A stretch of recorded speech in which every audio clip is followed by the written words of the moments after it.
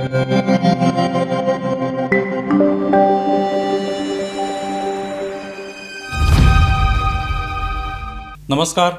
News डंकामध्ये मी महेश विचारे आपल्या सगळ्यांचं मनपूर्वक स्वागत करतो.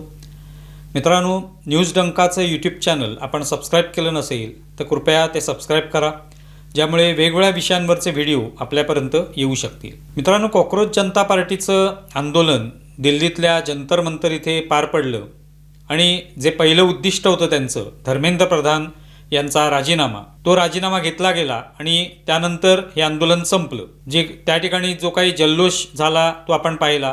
हे जे सगळे कॉक्रोच जनता पार्टीचे नेते होते किंवा त्यांचे पदाधिकारी असतील, हे सगळे त्या ठिकाणी भाषण करताना बोलत होते की दुनिया झुकती है, झुकाने वाला चाहिए.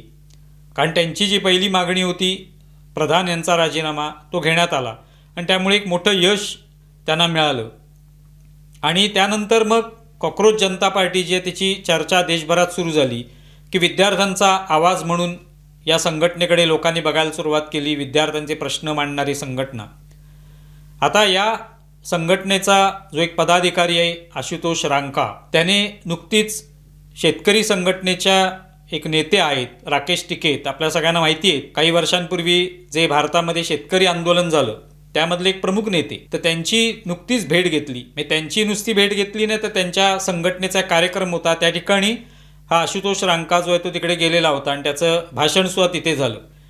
आणि त्याच्यामध्ये त्या भाषणामध्ये आशुतोष रांका म्हणाला की आत्ता आपल्याला शेतकरी संघटनेचा सुद्धा पाठिंबा आहे, इतरसुद्धा लोक आपल्यासोबत आहेत आणि आपण सगळ्यांनी मिळून नरेंद्र मोदी सरकारची वेगवेगळ्या बाजूंनी कोंडी केली पाहिजे, असं भाष्य आशुतोष रांका जो आहे त्यांनी केलेलं आहे. आणि त्याच्यावरनं हे स्पष्ट होतं की एक प्रकारे नरेंद्र मोदी सरकारला वेगवेगळ्या बाजूंनी वेगवेगळ्या विषयांवर आपण कुठेतरी घेरायचं, त्यांची कोंडी करायची, हा त्यांचा प्रयत्न आहे.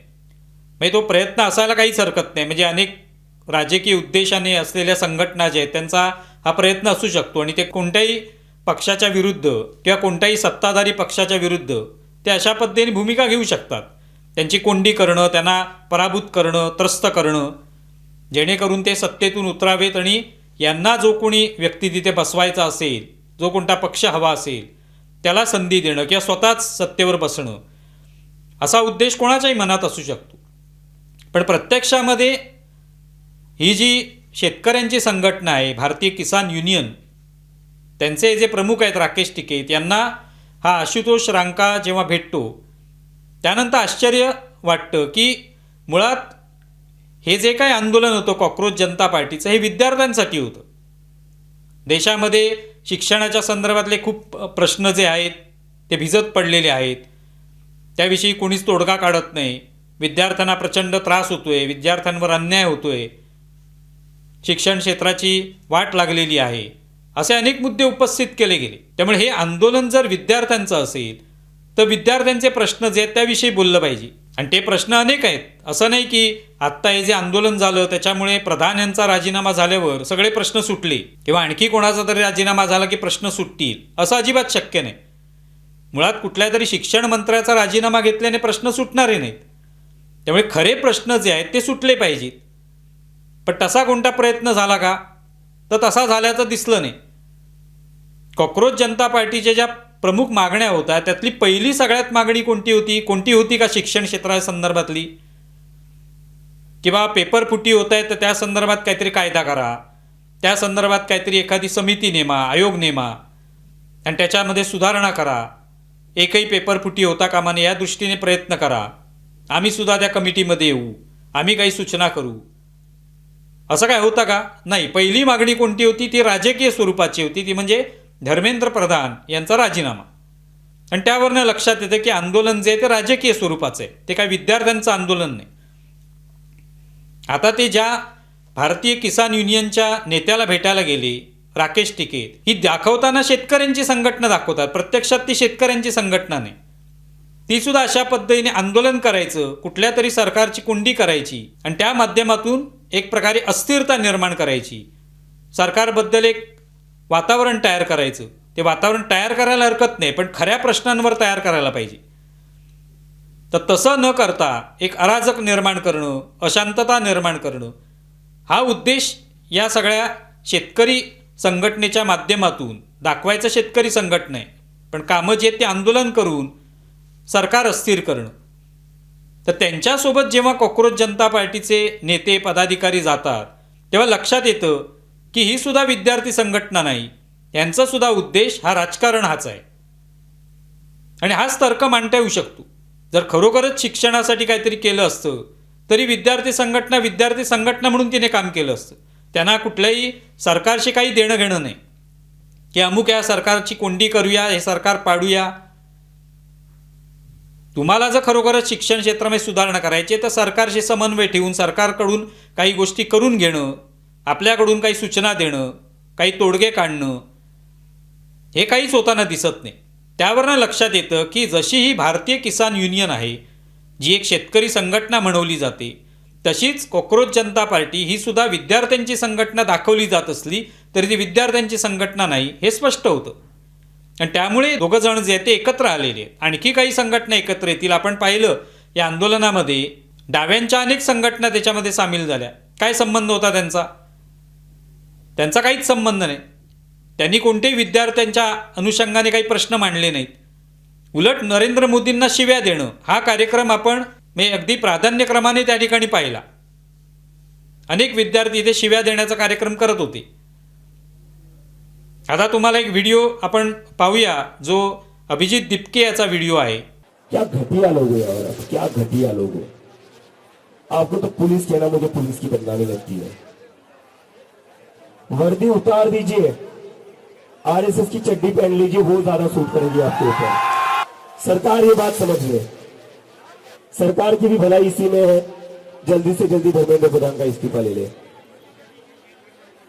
नरेंद्र मोदी का भी इस्तीफा चाहिए आपको, उनका भी ले लेंगे. अमित शाह का भी चाहिए.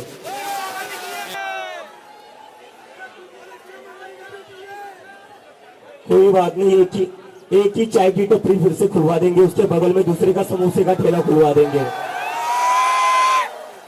और फिर वहां पर राघव चड्ढा को खड़ा कर देंगे. बोलते रहिए 10 रुपए में चाय समोसा, राघव चड्ढा चाय समोसे बेच देगा. त्या व्हिडिओच्या माध्यमातून अभिजीत दिपके काय बोलतोय सरकारबद्दल.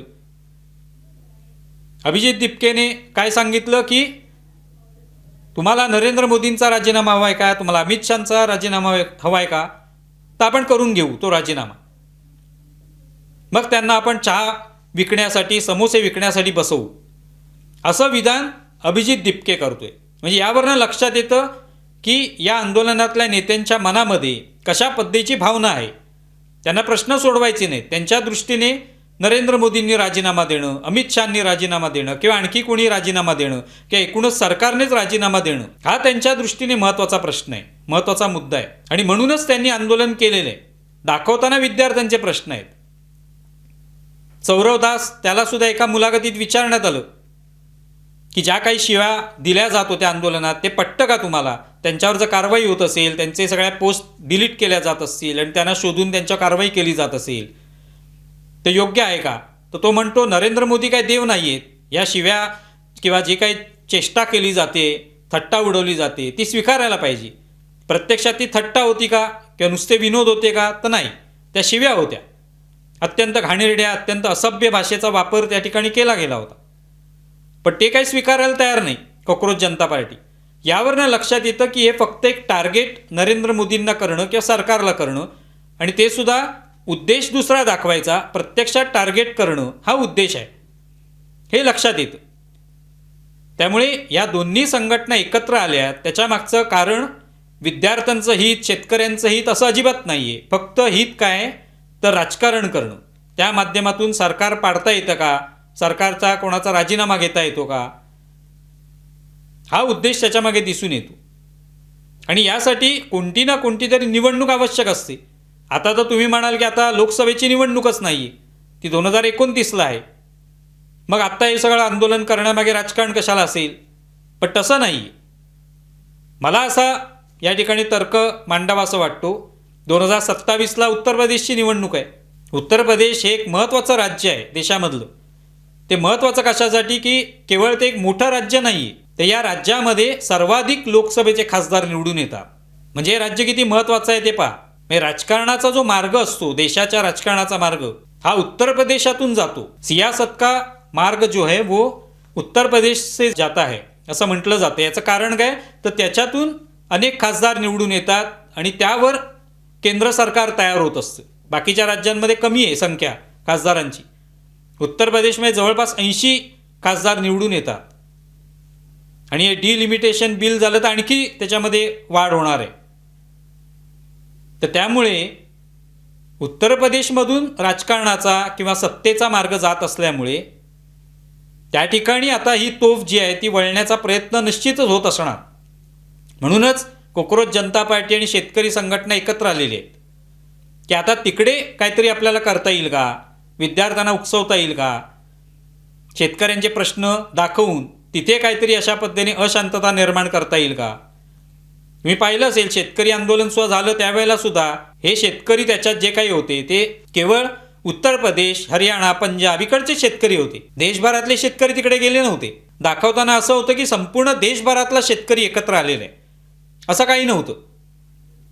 पण त्याचाही उद्देश तोच होता की उत्तर प्रदेशामध्ये काहीतरी प्रभाव पाडणं आंदोलनाचा आणि त्याच्यातून निवडणुकीवर आपला प्रभाव पडला की आपल्याला हवं तसं करून घेता येणं.